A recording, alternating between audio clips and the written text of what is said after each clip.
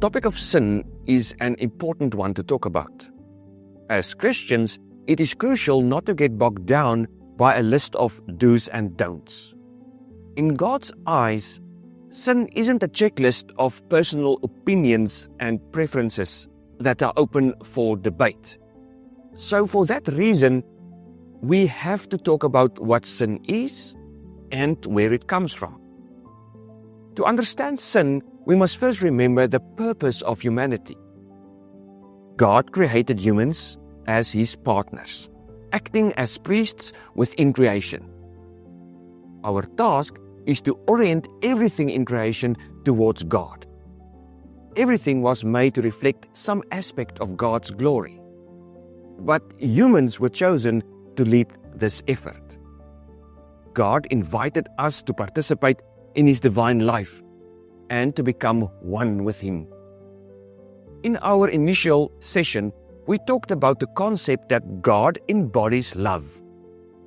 According to 1 John 4 verse 8, it states, God is love, indicating that love defines His essence. Additionally, God is pure goodness without any flaws or shortcomings. Love, therefore, can be understood as actively desiring the well-being of others. God always works to better His creation. He calls us to participate in His love, encouraging us to extend it to others and to integrate everything into His divine existence, according to 2 Peter 1 verse 4. Sin isn't a thing, it's the absence of something, similar to darkness being the absence of light. Light exists independently, while darkness exists only where light is absent. Likewise, God's love, in other words, the action of willing the good of others, is a virtue that exists on its own.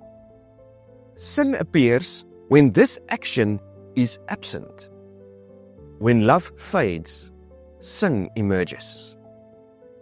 Love diminishes when humans fail in their task to participate in God's divine life.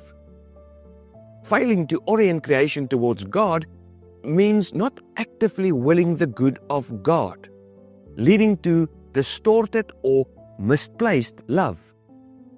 In Genesis 3, Eve, being selfish and focusing only on herself, distorted her love for God and creation. Her love became selfish, failing to honor God and creation, thus failing as God's messenger. Adam failed in the same way. Where a virtue builds goodness and focuses away from oneself, a vice flows from distorted love which only focuses on the self. Misplaced love is a love where honor and adoration, which is due to the triune God, is given to other things instead of God. When we don't focus on God in our lives, we build up debt to Him because we don't give Him the respect and the worship and the praise He deserves. Sin is this debt. It happens when we miss our purpose as humans. It means not giving God what He should get and not fulfilling our role as His representatives. This failure brings the consequence we see in Adam and Eve's story. The world gets out of sync with God, and death becomes a part of life. Imagine a bow and an arrow. If you miss the target, you fail to achieve your goal and accumulate debt.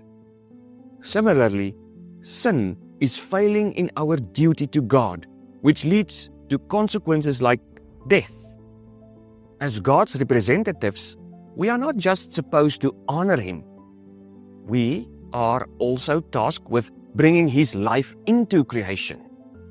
Falling short of this responsibility means we sin against both God and creation. God created everything with the purpose of honoring Him and uniting with Him. All creation was meant to be in a right relationship with God and each other. This relationship sustains and allows life to flourish, drawing everything closer to God. Human relationships, including marriage, were created to honor God. Misusing any part of creation dishonors God, creating death and sin. In the beginning, everything was good because it was in harmony with God. But humans made mistakes and misused creation, which caused death and evil to enter the world. Trust between humans and God was replaced with mistrust, and this affected all of creation.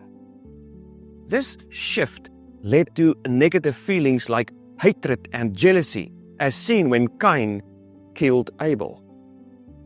When genuine love is absent, goodness can turn into evil, and this brings about destruction and death.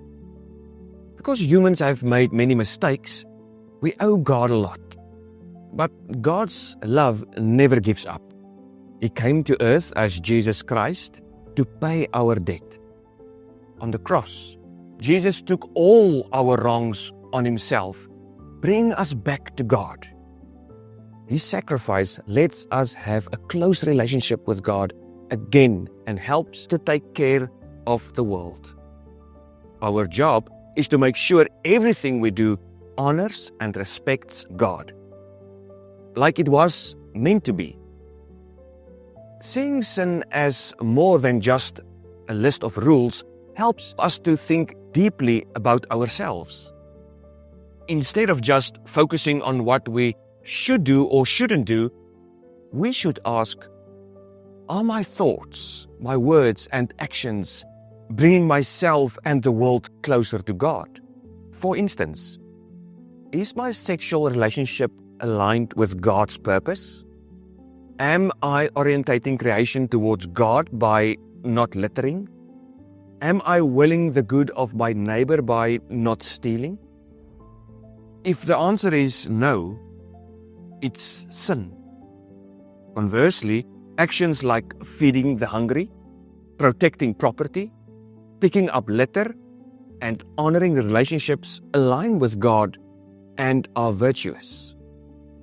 In essence, sin is the absence of virtue, failing to fulfill our role as priests of God.